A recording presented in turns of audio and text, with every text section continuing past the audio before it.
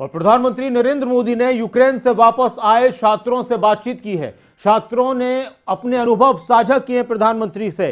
छात्र Romania, Poland, Hungary के रास्ते स्वदेश वापस आ रहे हैं और प्रधानमंत्री नरेंद्र मोदी ने उन छात्रों से बातचीत की, मुलाकात की जो वापस आए हैं। उनसे सुना कि क्या कुछ उनके ऊपर गुजरी है। तो यह तस्वीर भी सामने आई है। प्रधानमंत्री नरेंद्र मोदी ने उन छात्रों से मुलाकात की, बातचीत की जो वापस यूक्रेन से लौटे हैं, जो पढ़ने के लिए गए थे वहां पर, वो अब लौटे हैं अलग अलग रास्तों से, अलग अलग देशों के रास्तों से वो लौटे हैं। छात्रों को कहा गया था पोलैंड, हंगरी और रोमानिया के बॉर्डर पर पहुंचने के लिए। तो उन छात्रों से प्रधानमंत्री ने मुलाकात की है, बातचीत की है, उनके अनुभव जाने हैं कि क्या कुछ उनके ऊपर गुजरी।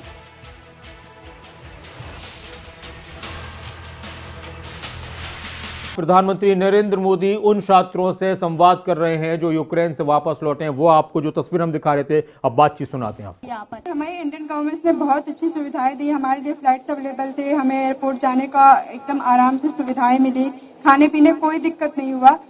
बहुत अच्छे से हमारे बाकी सारे स्टूडेंट जो फंसे हुए थे वो कल भी लैंड कर गए हैं, कुछ आज लैंड कर गए हैं। थैंक यू मोदी सर, हम लोगों ने बहुत आराम से हम वहाँ से निकल गए हैं। बॉर्डर क्रॉस करने के बाद इंडियन एम्बेसी ने हमें बहुत ही सुरक्षित तरीके से हमारे कंट्री में पहुंचाया। तो मैं हमारे प्रधानमंत्री नरेंद्र मोदी जी यानी कि आपका बहुत ही धन्यवाद कहना चाहूंगी कि आपने मुझे मेरे घर तक सुरक्षित पहुंचाया। और मुझे विश्वास है कि और भी जो बच्चे फंसे हैं आप उन्हें भी जल्द से जल्द उनके घर पहुंचा देंगे। सर 24 तारीख को जब अटैक हुआ तो हमें लगा था कि हम यहाँ से अपने देश वापस नहीं जा पाएंगे। और सर 2 रात हम ऐसे गुजारे जैसे लगा है कि हम मौत को कितने करीब से देख चुके हैं। बट सर मुझे गर्व है कि मैं भारत देश का वासी हूँ और गर्व है मुझे यहाँ के सरकार पे, शराब पे। और सर सबसे ज्यादा गर्व मुझे महसूस होता है अपने तिरंगे पर। जब हम इवैक्यूएशन से आ रहे तो हमें ऐसी नोटिस मिली थी कि आप अपने बस के आगे और खिड़कियों पे तिरंगे को लगा दीजिए ताकि जब रशियन आर्मी देखेगी तो आपके केवल तिरंगे से वो आपको टच भी नहीं करेगी।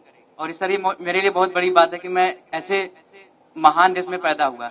उस ड्यूरेशन में हमारे पास कोई होप नहीं था। A single hope only is this कि हमारा government and first of all sir specially you sir भगवान के बाद अगर घर में नाम लिया जा रहा था तो सर वो आप थे। मोदी जी हमें बचा लेंगे। अब जो भी कर सकते हैं मोदी जी कर सकते हैं। अब इससे बड़ा हम कुछ कह ही नहीं सकते सर। पेरेंट्स सब होप खो देते हैं सर, क्योंकि हमें बचाने के लिए हमारे पेरेंट्स कुछ भी कर सकते हैं। पर उस सिचुएशन में sir parents can't do anything and that time they are all wishing from God and they are always, I have no word sir. घर में 100 बार नाम सिर्फ आपका लिया जाता था कि मोदी जी कुछ कर लेंगे, वो ही कुछ कर सकते हैं, अब कोई कुछ नहीं कर सकता। First of all I would like to say that पहली बार हमने इंडियन झंडे की ताकत देखी। हम जब बस पे जाते थे तो करीब 25 चेक पोस्ट हमें मिली जहां पे हमारी चेकिंग हुई, आर्मी अंदर आई, बट उन्होंने छोड़ दिया हमें, मतलब हमारे फ्लैग को देख के छोड़ दिया। इवन जो अदर कंट्रीज के बच्चे थे, नाइजीरियन, मोरक्कन, वो सब हमारे झंडे को यूज करके वो लोग वहां से बॉर्डर क्रॉस कर रहे थे।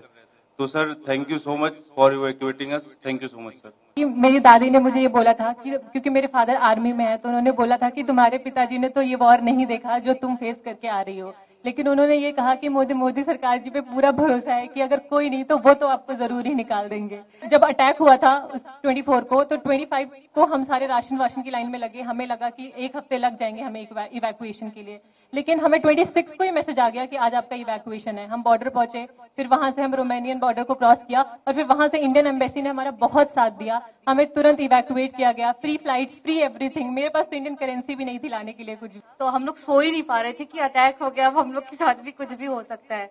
और जब हम लोग स्टडी के लिए गए थे उसके जस्ट 1 हफ्ते बाद मेरे पिताजी का देहांत हो गया। तो उसके बाद मेरी मम्मी इतना ज्यादा पैनिक होती थी हमेशा कि तुम कब आओगी, कैसे आओगी, अब मैं कुछ कर भी पाऊंगी कि नहीं कर पाऊंगी। तो उनके पैनिक होने से मैं भी पैनिक हो जाती थी। तो जैसे ही उनको पता चला कि सरकार ने इतना इंतजाम किया है, आ जाऊंगी, जैसे ही उन्होंने मुझे देखा, आपको इतनी दुआएं दी हैं कि आप हमेशा खुश रहे, आप हमेशा जिए। उसके बाद हम लोग को जरा सी भी दिक्कत कहीं भी महसूस नहीं हुई। हमारा इंडिया इतना अच्छा है कि हमारे फ्लैग के जरिए दूसरे नेशंस के लोग निकल रहे हैं। तो thank you so much sir, thank you so much. हमारा देश मजबूत हो, इन सारी समस्याओं का समाधान उसी में है। उसी प्रकार से मैं तो अभी भी मानता हूं कि अगर देश में पहले से मेडिकल एजुकेशन की नीतियां सही होती तो आप लोगों को बाहर नहीं जाना पड़ता, नहीं जाना पड़ता। कौन माँ बाप चाहते कि इस छोटी उम्र में अकेले भेजते? कोई माँ बाप नहीं चाहता। लेकिन हम लगे हैं। देखिए, पहले करीब 300-400 के बीच में हमारे यहाँ मेडिकल कॉलेज थी, अब हम करीब 700 तक पहुंच गए हैं। हर जिले में मेडिकल कॉलेज कर रहे हैं। पहले हमारे देश में कोई 80-90 हजार के बीच में सीटें थी, अब पिछले 5 साल में हम उसको 1.5 लाख तक पहुंचा दिया है। यूपी में भी नए 2100 विद्यार्थियों के लिए सीटें बनाई हैं। यहाँ प्राइवेट मेडिकल कॉलेज भी करीब डबल हो रही है। और मेरी कोशिश है कि हर जिले में मेडिकल कॉलेज हो।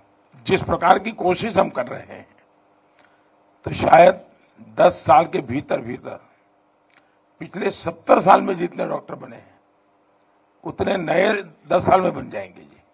इतना बड़ा काम हो जाएगा। तो फिर बच्चों को बाहर भी नहीं जाना पड़ेगा, मजबूरियां खत्म हो जाएगी, परिवार को भी टेंशन नहीं होगा। तो मेरी ये कोशिश है। लेकिन अच्छा है, सबको ये बताइए कि भाई देश के लिए तो कुछ न कुछ करते रहना चाहिए। समाज का कर्ज कभी भूलना नहीं चाहिए।